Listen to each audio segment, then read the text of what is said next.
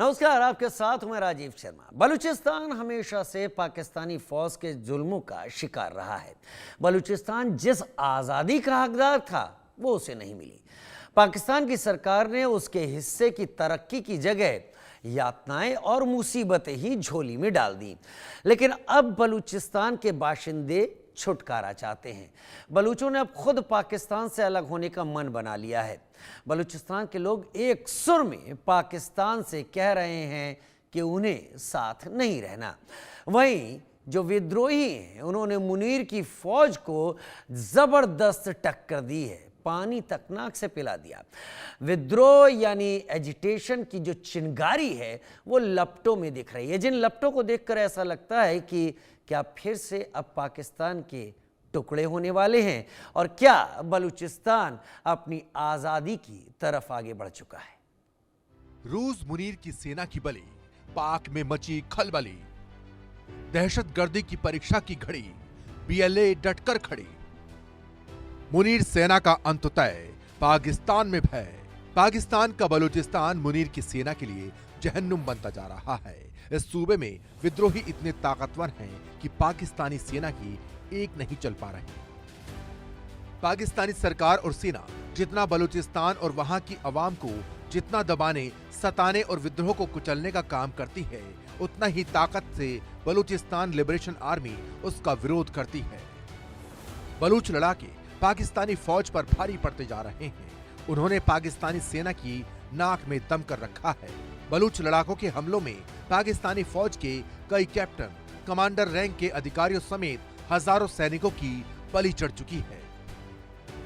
एक तरफ जहां पाकिस्तान और अफगानिस्तान के बीच अब तक सीज फायर पर सहमति नहीं बनी, तो वहीं दूसरी तरफ बलूचों ने मुनीर की सेना का जीना मुहाल कर रखा है।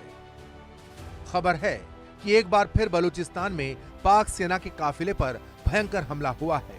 बलूचिस्तान के खलात जिले में पाकिस्तानी सेना के काफिले को निशाना बनाकर हमला किया गया।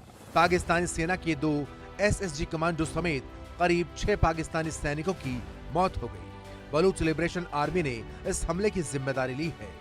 जान गंवाने वालों में नायक तारिक, सिपाही मुजम्मिल, सिपाही फराज, सिपाही आजम नवाज, लॉन्स नायक, शाहजहां और सिपाही अबशार का नाम सामने आया है। बताया जा रहा है कि पूरे प्लान के तहत हमले को अंजाम दिया गया।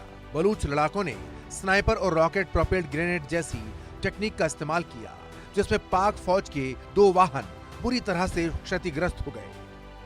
आपको बता दें कि बलूचिस्तान लिबरेशन आर्मी बलूचिस्तान प्रांत में एक्टिव एक सशस्त्र संगठन है, जिसका मकसद बलूचिस्तान को पाकिस्तान से अलग कर एक स्वतंत्र राष्ट्र बनाना है। पाकिस्तानी सेना ने हमेशा से बलूचों का कत्ले आम किया और अब भी यही हो रहा है।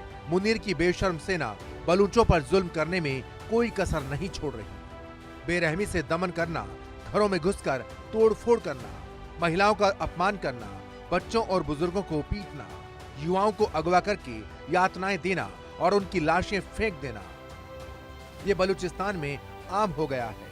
इतना ही नहीं, चुनाव भी सेना की मर्जी से होते हैं और वहां सेना अपने वफादार नेताओं को जबरदस्ती सत्ता में बैठाती है।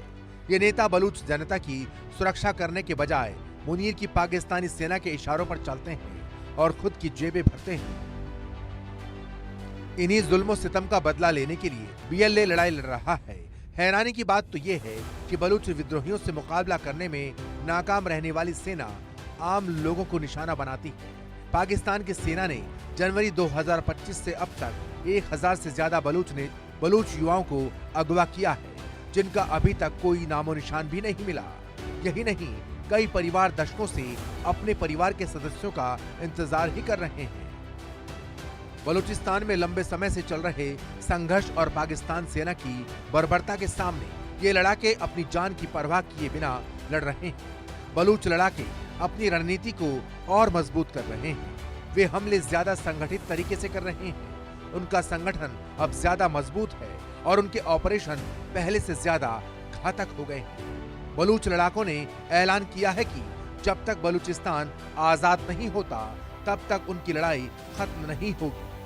Bureau report, India news. Balochistan में